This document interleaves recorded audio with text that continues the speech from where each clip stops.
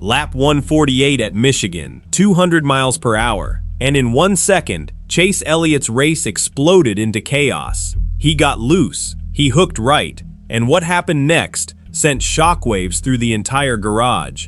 NASCAR had to throw the red flag, not for a normal caution, but to fix something that doesn't get fixed often. Fans online are calling it terrifying. Some are still asking the same question, is everyone even okay? But here's what almost nobody noticed in the moment. While the world was staring at Elliott's car, something else was unfolding on that same track. Something that may end up mattering more to this championship than the crash itself. And 1 week later, it got even messier. So the real question isn't just what happened to Elliott, it's what this crash set off. A chain reaction that's now rewriting the entire championship picture. And by the end of this video, you'll know exactly how. Here's my take. This is way bigger than one wreck. Agree? Disagree? Tell me in the comments. And if you want the full breakdown, stay close. This story only gets heavier from here. That heaviness started with a restart nobody saw coming. Lap 148, green flag waves, and Chase Elliott finds himself fighting Christopher Bell for second place. Side by side, inches apart, two cars battling at nearly 200 miles per hour, with zero room for error. Then the gap closed. Elliott made a small move, trying to hold his line through the corner. But the car didn't respond the way he expected. It hooked hard to the right, and Bell had nowhere to go. Metal met metal. Bell's car snapped sideways into the outside wall with brutal force. Flames burst from the back of his car almost instantly. Elliott spun the other way, straight into the inside tire barrier at full speed, with no time to brace. The hit was so hard, it tore into the safer barrier itself, the very wall built to absorb impacts like this.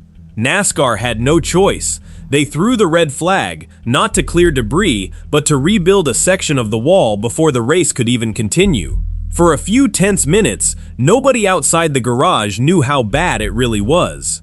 Social media lit up instantly. Words like gnarly and brutal started trending across every NASCAR feed. The wall was wrecked, the cars were wrecked. But what happened next inside that garage is the part fans are still debating. Both drivers eventually climbed out of their cars under their own power, but the cameras barely lingered before cutting elsewhere, leaving fans refreshing their feeds for confirmation. What everyone did catch was Elliott walking straight toward Bell the moment he could. No hesitation. He admitted, right there, that the spin he committed to didn't go the way he planned, and that his car had turned into Bell instead of away from him. It was raw. It was honest. But it also raised a bigger question that nobody answered in that moment. With a hit that violent, tearing through a safer barrier built to absorb exactly this kind of impact, how much did this really cost both of them heading into the rest of the season?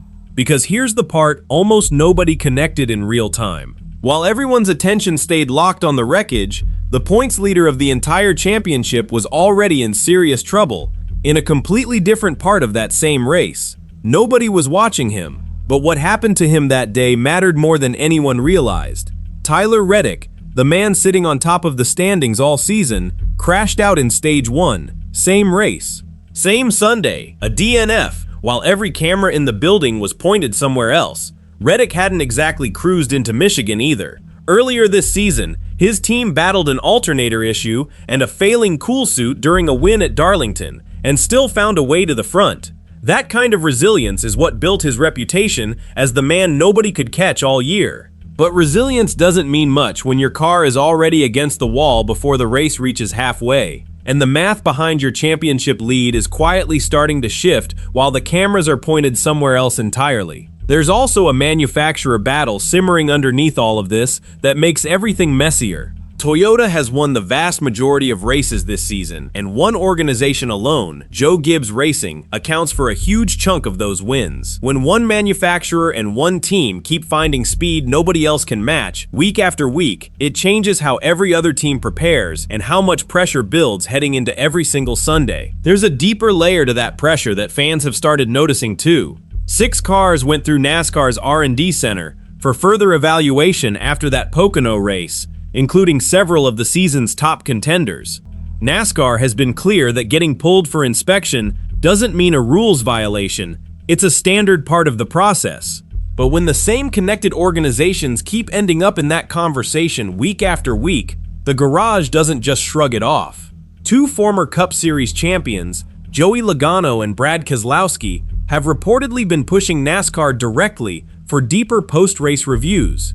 Neither one has accused anyone of cheating outright. That line hasn't been crossed. What they're reportedly asking for is more thorough inspections, closer looks at what's being shared between affiliated teams, enough scrutiny to remove any doubt. With 10 races left before the playoff field locks in, that's not a hard position to understand. The two organizations at the center of all this, Joe Gibbs Racing and 2311 Racing, share a long-standing technical alliance, and according to one report, they're connected in ways no other organizations in the garage are. Alliances like that exist across NASCAR and always have, but when one connected network keeps producing front-running results week after week, the rest of the field takes notice. There's also a quieter detail that's been getting attention inside the garage. Bubba Wallace, one of the most outspoken drivers in the sport, has stayed completely silent through all of this.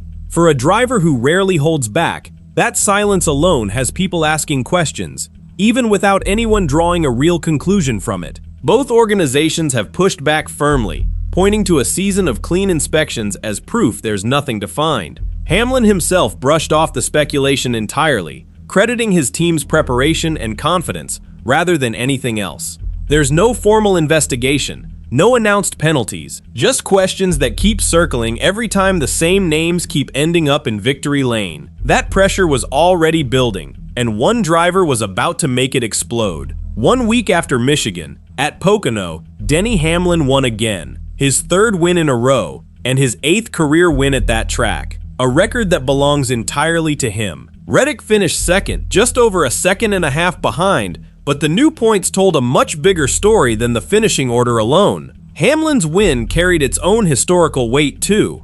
It came almost 20 years to the day after his very first career Cup Series win, which also happened at that same track. With 3 straight wins, he joined Richard Petty, Bobby Allison, and Darrell Waltrip as the only drivers in the modern era to pull off that streak. He even pointed out afterward that he considers it his 9th career win at Pocono, not his 8th, since he was stripped of a 2022 victory after a failed inspection. As he put it, they aren't getting that checkered flag back. Hamlin himself isn't riding a hot streak out of nowhere either. He nearly walked away from racing entirely after a brutal championship loss last November. Then his father passed away in a house fire just weeks later. He came back into this season carrying all of that weight, and he's now performing at what he's called the best level of his entire career. A driver racing like that, with nothing left to prove and nothing left to lose, is exactly the kind of opponent you don't want gaining ground while your own points lead is already cracking. And that's exactly what happened. Reddick's lead, the kind that looked completely locked up just 2 races earlier, shrunk down to just 19 points. The smallest gap between him and Hamlin all season. Think about that for a second. A championship that looked decided going into Michigan was suddenly a real fight again, all in the span of 1 weekend. Reddick didn't hide how the day felt for him either. "It's a bummer," he said after Pocono. "If the 11 car hadn't won, he could have called his own day a good one. Scoring the points his team did just didn't get the job done." That's a driver who knows exactly how much ground just shifted underneath him and exactly how little room is left to give any more of it back. This is the part of the story most fans missed completely. Elliott's crash was the loud headline that everyone screenshotted and shared. But Reddick's quiet DNF happening in the background of that same chaotic Sunday is what actually cracked open the championship race. And Elliott wasn't just a bystander in any of it either. His own situation just got a lot more complicated too. Right now, Elliott sits 4th in the standings, about 187 points back, even after a strong season that includes 2 wins already. He's not in crisis, but after Michigan, he's not exactly comfortable either. Here's the part that stings for him. This crash wasn't even his fault in the way fans usually expect a championship contender to lose ground. It wasn't bad strategy. It wasn't a slow pit stop. It was a hooked up car at the wrong second, in a fight that could have gone either way. And now, with the championship picture suddenly wide open thanks to Reddick's points collapse, every position matters more than it did a week ago. A driver sitting 4th, nearly 200 points back, needs every clean weekend he can get.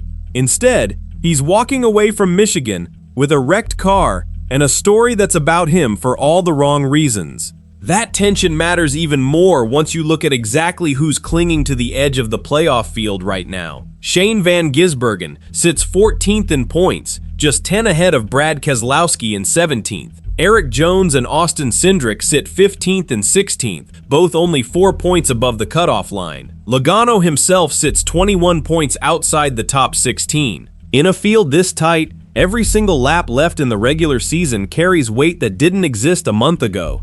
Christopher Bell is right in the middle of that fight too. He's racing with a broken left wrist from that same Michigan crash, an injury he carried straight into Pocono, where he still led 18 laps on a gutsy fuel strategy before fading to 26th late in the race. He called the gamble worth it, even though it didn't pay off the way he hoped. After Pocono, he's heading into a brutal 2-week stretch, including the first NASCAR race ever held on an active military base, followed by another track demanding heavy use of the same hand he's already racing hurt on. And here's the part that should worry every team still left in this title hunt. With Hamlin now riding a 3-race winning streak and Reddick's lead down to single digits, the margin for error left for anyone chasing this championship just got razor thin. In a margin that thin, a single bad Sunday like Elliott's Michigan wreck isn't just scary to watch. It's the kind of moment that can swing an entire season for multiple drivers at once, not just the 2 cars that ended up in the wall. So here's where this all lands, and here's the full picture. Chase Elliott walked away from that wreck on his own power, and so did Christopher Bell, but neither of them walked away from Michigan unscathed when it comes to the championship. Elliott's wreck cost him a clean weekend he badly needed. Bell's wreck left him racing hurt for weeks afterward. And while both of those stories played out in plain sight, Tyler Reddick's quiet DNF in the background of that same Sunday is what actually triggered the real earthquake, shrinking his once comfortable points lead down to just 19, with Hamlin now red hot and the entire field tightening behind him. One race, multiple disasters, and a championship that looked settled just days earlier now feels like anyone's fight. The next few races are going to matter more than almost any stretch of this season so far. Reddick needs to stop the bleeding. Hamlin needs to keep his streak alive while carrying a season nobody expected from him. Bell needs to manage an injury while racing for position. And Elliott needs to turn a brutal, fiery Sunday into fuel for a comeback before the points gap gets away from him completely. Because if Michigan taught us anything, it's this.